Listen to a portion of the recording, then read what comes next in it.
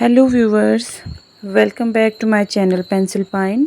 कैसे हैं आप सब लोग? आई होप कि आप सब अच्छे होंगे। मैं भी ठीक हूँ।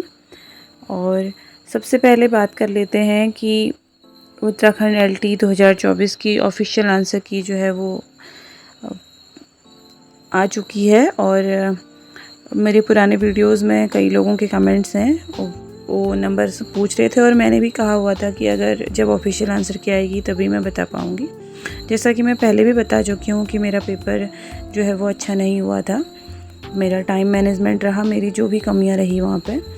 तो अलग अलग यूट्यूब चैनल्स ने अपनी जो आंसर की प्रोवाइड करवाई थी, उस आंसर की में जो मेरे मार्क्स बन रहे थे वो ऑफिशियल आंसर के आने के बाद घट गए हैं। और अभी मैं जो रिज़ल्ट की जो रेस है उससे बाहर हो चुकी हूँ। मेरे मात्र 57 मार्क्स ही बन पा रहे हैं। इतनी मेहनत करने के बाद इतना कम स्कोर करके जो मैं अभी महसूस कर रही हूँ शायद ही मैं बता पाऊँ। लेकिन अपने आप को डाइवर्ट करने के लिए, इन थॉट से दूर करने के लिए मैंने अपने घर में छोटे छोटे कुछ काम जो रोक के रखे थे उन्हें शुरू कर लिया। जैसे ये मेरा किचन गार्डन है जिसे मैं अपने पुराने वीडियोस में भी दिखाती रहती थी। ये एग्ज़ाम के चलते मैंने इसकी ओर बिल्कुल ध्यान नहीं दिया, तो यहाँ बहुत बड़ी बड़ी घास उगाई है। गार्डन में अभी भी कुछ सब्जियों के पौधे लगे हुए हैं, लेकिन बड़ी घास की वजह से ये सब ख़राब हो रहे हैं। अब मुझे इसे भी ठीक करना है। और साथ ही मेरे बच्चे ने पूरे घर की दीवारों को लिख के बहुत बुरी तरीके से ख़राब किया हुआ है, तो मैंने उसको भी ठीक करने का मैंने अभी डिसीजन लिया है। और ये सब काम जब हो जाएंगे उसके बाद ही मैं शायद लेक्चरर की तैयारी शुरू कर पाऊँगी।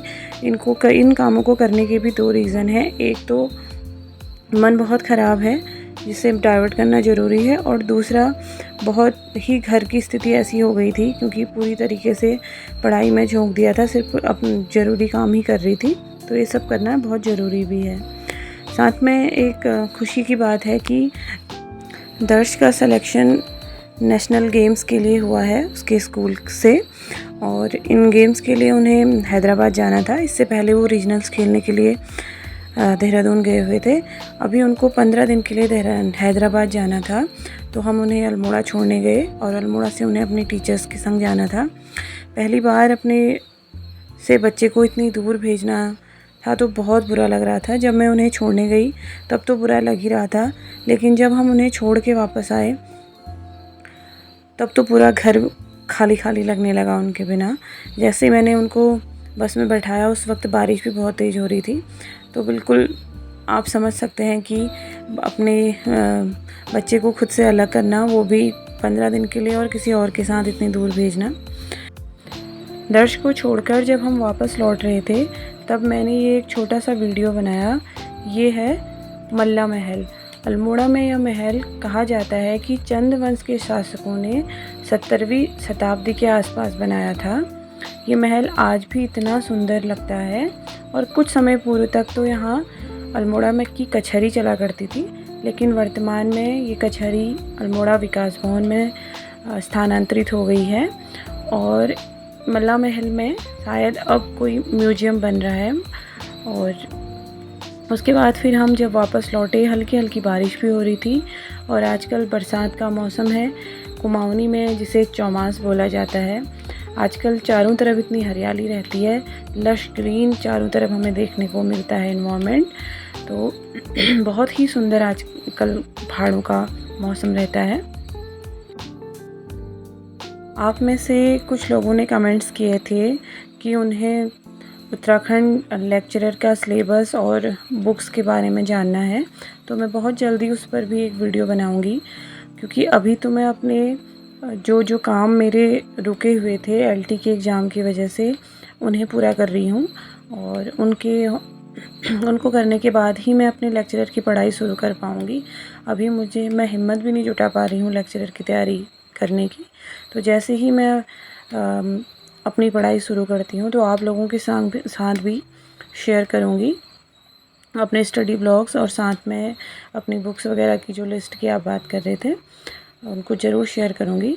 और साथ में आप लोग कट ऑफ के लिए भी पूछ रहे थे, तो कट ऑफ के लिए तो मैं मेरिट और कट ऑफ के बारे में तो मैं इतना ही कहना चाहूँगी कि बाकी सब्जेक्ट का तो मैं इतना आइडिया नहीं लगा सकती हूँ, लेकिन जो मेरा सब्जेक्ट है इंग्लिश जो सब्जेक्ट है उसमें भी मैं सिर्फ अनुमान ही लगा सकती हूँ, क्योंकि जिस तरह से आप एक एस्पिरेंट हैं उसी तरह से मैं भी हूँ। और मेरे अनुमान से मुझे लगता है कि जो 60+ स्कोर कर रहे हैं शायद वो सेफ़ हैं, उससे नीचे का मैं कभी कुछ कह नहीं सकती हूँ।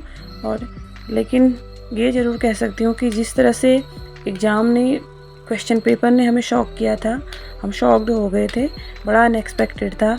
मे भी हो सकता है कि रिज़ल्ट भी उसी तरह से अनएक्सपेक्टेड हो, कुछ भी हो सकता है। जो भी है, आगे की तैयारी हमें करनी है और लेक्चरर की तैयारी मैं करूँगी। साथ में जो आप लोग मुझसे रिलेट कर पा रहे होंगे खुद को, तो साथ मिलके लेक्चरर की तैयारी करेंगे। और आज थोड़ा गला भी ख़राब है, तो वीडियो में आवाज़ भी थोड़ा दबी हुई सी आ रही होगी। और साथ शाम को फिर रिधान को होमवर्क कराया और कुछ इस तरह से आज का दिन बीत गया। तो आज के लिए बस इतना ही। Thanks for watching.